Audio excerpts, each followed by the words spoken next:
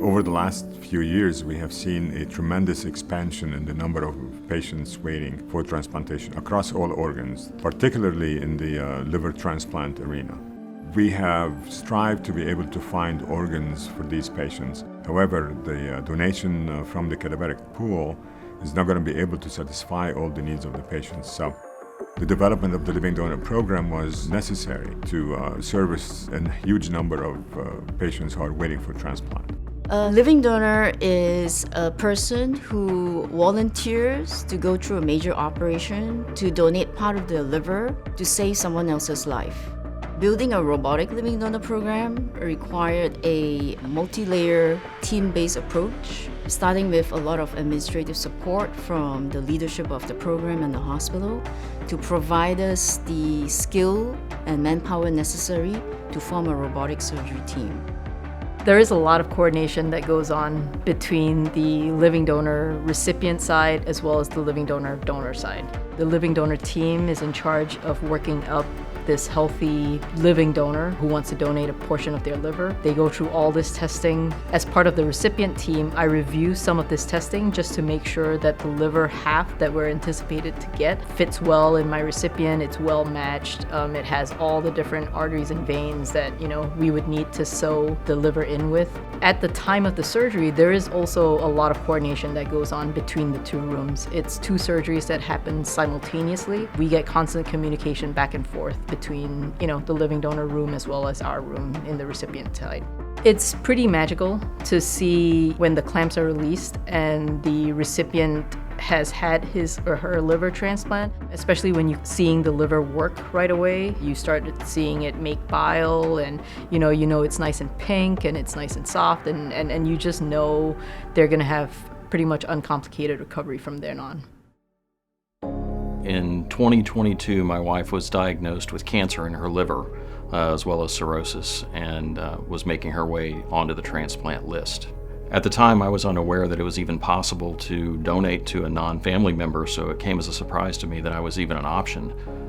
So knowing that I was an O-negative blood type, it felt like I could go through the testing and determine whether or not I was applicable to donate. As a lifelong police officer, it was not an unusual thing for me to risk my life for anyone. Having done that as a career for most of my life, the idea of being selfless and attempting to help someone else, I would do it again. I would do it now for a kidney if there was another family member or someone that I knew that needed it. It just seemed like the right thing to do. Recovery after transplant for a living donor versus a standard deceased donor can be significantly different in that a living donor is much less invasive and the patients do much better from a pulmonary standpoint, a cardiac standpoint, and for their pain control.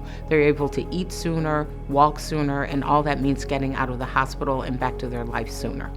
A lot of people don't know that this is possible and how relatively easy it is from the donor's perspective. Is like, it sounds like this huge undertaking, people I've talked to about it, but really I look at it as like there was 2 to 3 weeks of my life that were interrupted, and after that back to normal. When you look back on it and how it is for me, I look back on it and it's a blip. I'm past it. I've been past it for a long time. I'm coming up on a year. I mean, I was back to work at day 13. So, and not everybody has that exact scenario, but like when you think about the impact it can have, like the cost to you is so minimal. I believe that robotic living donation for liver transplantation is here to stay and will become the main event in living donation. In a word, it has revolutionized the field, satisfied our patients, and has great outcomes.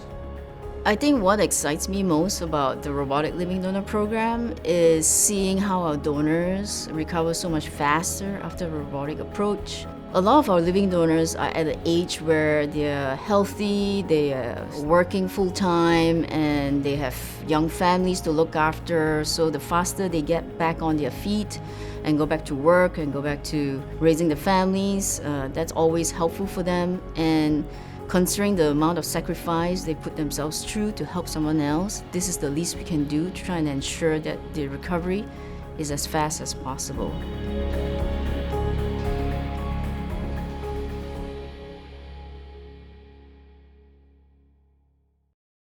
Thanks for watching, but now an important disclaimer. The content of this video is not intended to be a substitute for professional medical advice, diagnosis, or treatment.